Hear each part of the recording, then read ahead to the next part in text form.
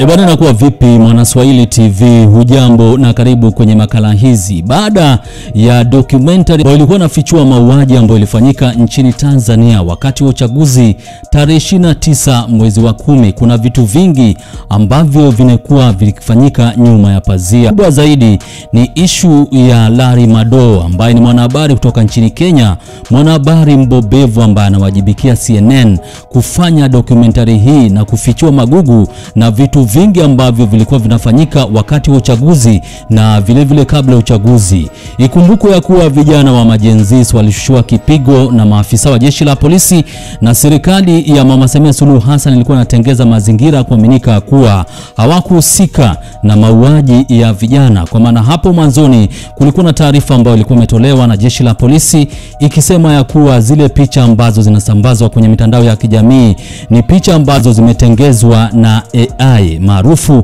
kama akili mnemba. Sasa hizi ni picha ambazo zinaonyesha Watanzania wakifanyiwa ukatili, wakiuawa, wakiteswa na vile vile kufanyiwa kile ambacho tunachokita kipigo na maafisa wa jeshi la polisi. Serikali ya Mama Samia Suluhu Hassan hapo mwanzoni ilisema kuwa wale ambao walihusika kwenye uchafuko nchini Tanzania ama kile ambacho tunachokita maandamano nchini Tanzania ni watu kutoka nje ya nchi. Lakini watu walikuwa wanajaribu kuhoji, wanajiuliza na kuwa vipi unadai ya kuwa wale ambao walihusika kwenye maandamano nchini Tanzania ni wageni, ilhali vijana wa Kitanzania ndio wanauawa na maafisa wa jeshi la polisi.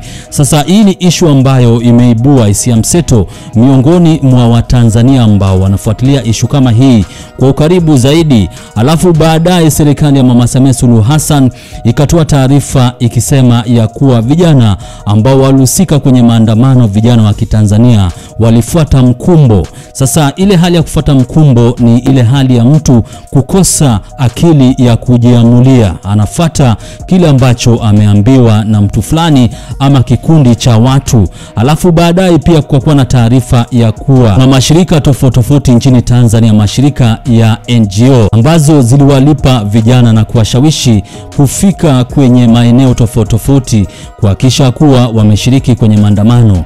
Sasa documentary ya Larry Madowo kupitia runinga ya kimataifa ya CNN inaonekana kuwa haijakaa vizuri na baadhi ya Watanzania ambao walikuwa wanafuatilia issue kama hii kwa karibu zaidi.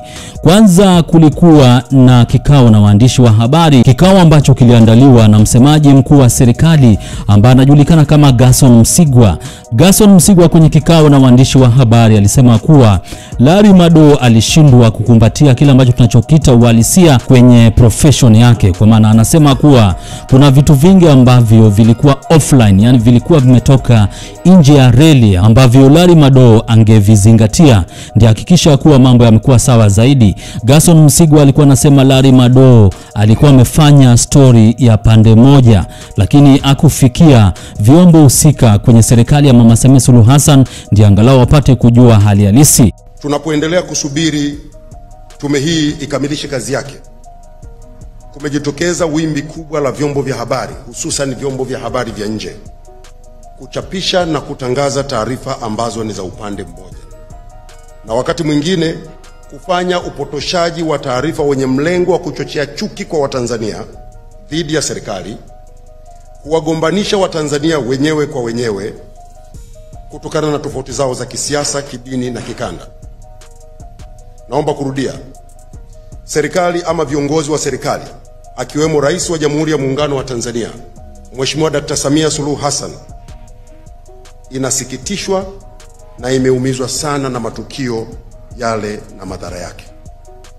Madhara haya yametugusa sote, ama moja kwa moja ama kwa namna nyingine. Kuendelea kuyashabikia matukio yale au kuchochea kwa kutangaza na kuchapisha maudhui yenye kuzua taharuki, kupotosha ama kutia hasira watu kwa namna ambayo vyombo vya habari vya nje ama wanaojiita wanaharakati ama wenye maslahi ya kisiasa wanafanya, hakuna manufaa kwa taifa letu zaidi ya kuongeza maumivu katika vidonda vya Watanzania. Kutokana na hayo, kwa niaba ya serikali naomba kueleza yafuatayo. La kwanza, naomba kutoa wito kwa vyombo vya habari vya nje kuzingatia maadili na misingi ya uandishi wa habari kwa kuchapisha habari zinazozingatia usawa, haki na uwajibikaji. Kuacha kuchapisha habari za upande mmoja zenye nia ovu kwa Watanzania na nchi yetu ya Tanzania. Serikali ipo tayari wakati wote kutoa ushirikiano kwa vyombo vya habari vya ndani na nje ya nchi pale watakapotaka taarifa. Naomba kusisitiza, sio haki na sio sawa kwa chombo cha habari kuchapisha taarifa za upande mmoja na kisha kutoa sababu kuwa maafisa wa serikali walipotafutwa hawakupatikana, kama ambavyo chombo cha habari cha CNN kimechapisha taarifa zake zilizojaa tuhuma dhidi ya serikali ya Tanzania pasipo kutoa nafasi ya serikali kujibu. Kwa wanasheria wana kanuni moja inaitwa the principle of natural justice. Huwezi ukazungumzia jambo linalomtuhumu, linalomzungumzia mtu ama upande mmoja, halafu upande mwingine ama mtu mwingine usimpe nafasi ya kujibu. That is unprofessional. Kitendo kilichofanywa na CNN pia kimefanywa na vyombo vya habari vingine. Natambua vyombo vya habari vingine vya kimataifa, BBC, Al Jazeera, Deutsche Welle wamefanya pia. Naomba kusisitiza, sio sawa na sio haki katika misingi na maadili ya uandishi wa habari. Huu ni ukiukwaji mkubwa na wa makusudi. Sisi wote ni waandishi wa habari, tunaifahamu misingi ya uandishi wa habari na maadili ya uandishi wa habari. Lazima habari inayochapishwa iwe balanced. Kwa Kiswahili nasema iwekewe usawa.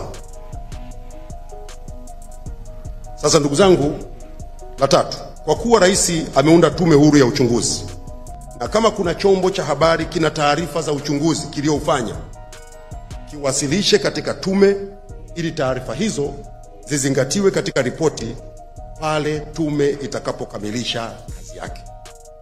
Lakini kwenye dokumentari hii Larry Madowo alitoa disclaimer, akasema kuwa walijaribu kufikia asasi za kiusalama nchini Tanzania ama wahusika wakuu, lakini waliamua kujitia hamnazo. Hakuna habari ambazo walimpa Larry Madowo, na ndio kwa maana yeye akaamua kutoa ile story. Unajua, kwenye taaluma ya uandishi wa habari huwa wanasema kuwa, tuseme kwa mfano kama unatengeza story kuhusu mtu fulani, kile ambacho huwa unafanya huwa unapata pande zote. Sasa yule ambaye ametajwa vibaya kwenye makala tofauti huwa anahojiwa ndiye angalau wapate kujua story zake kuhusiana na makala hizo. Alafu yule ambaye pia ni mlalamishi pia huwa anasikizwa. Sasa Larry Madowo ameshaanza kutumiwa vitisho kwenye mitandao ya kijamii na watu ambao wanaaminika wanatoka nchini Tanzania. Kuna wale ambao wamejitokeza kudiscredit kile ambacho alichokifanya Larry Madowo. Sasa Larry Madowo ameshare baadhi ya matusi ambayo anapokea kwenye inbox yake kwenye mtandao wa kijamii. Kuna mwanadada ambaye anajulikana kama May_Medi. Sasa hii ni akaunti ambayo iko katika mtandao wa Instagram. Sasa inaonekana kuwa amecharuka na kumtusi Larry Madowo kwenye inbox yake. Anasema hivi: wewe ni sokwe tu, ngozi nyeusi, mbwa wewe, koma kupotosha watu, toa taarifa za pande zote mbili, kumanena zako nyoko, uchochezi wa machafuko, tunajua unalipwa ili uchafue nchi, trust me, hautabaki salama wewe na kizazi chako. Hao waliokufa huoni sababu ya kwa nini wamekufa, mbwa wewe, domo kunuka. Alafu akaendelea kusema kuwa limekutanuka kwa kukazwa na wazungu wanaokutuma kuchochea uvunjifu wa amani Tanzania. Kama Mungu aishivyo, hamtafanikiwa mbwa wewe. Not my words, laani itakuandama nywani mwako milele stupid man. Sasa huyu na mtusi Larry Madowo kwenye mtandao wa kijamii anasema kuwa kizazi cha Larry Madowo kitaandamwa na kila ambacho alichokifanya. Kwa maana anasema kuwa trust me, utabaki salama wewe na kizazi chako. Sasa hivi ni vitisho ambavyo Larry Madowo anashushiwa kwenye mtandao wa kijamii wa Instagram. Sasa baada ya Larry Madowo kupandisha hii screenshot kwenye mtandao wa kijamii, kuna wengi ambao wamedondosha comment zao baada ya Larry Madowo kufanya hivyo. Kuna huyu ambaye anajulikana kama Moha Ba Sultan anasema ignore people with 2.5 followers and thereabout. Alafu Twaha Mwaipaya akamwambia achana naye, huyo ni mtoto wa Girishon Msigwa. Alafu Teranja Manisha anasema mwanamke kaitana tusi ninalomuhusu. Alafu mwingine anajulikana kama Michael Olinga Oruka anasema and she has the audacity of believing that God has endorsed her insult. Mwingine anajulikana kama Godfrey Mageto anasema he must be a nut. Alafu Beryl Wanga Chindi akamwambia Larry gorofa la majengo 10 yeye punde si punde mahojiano ili mradi sambamba Mapangala kashifu maamuzi wake dhulma. Sasa kuna mwingine pia anajulikana kama Boniface Osano ambaye ni mwanahabari kutoka nchini Kenya, anasema kuwa she even mentioned Mungu.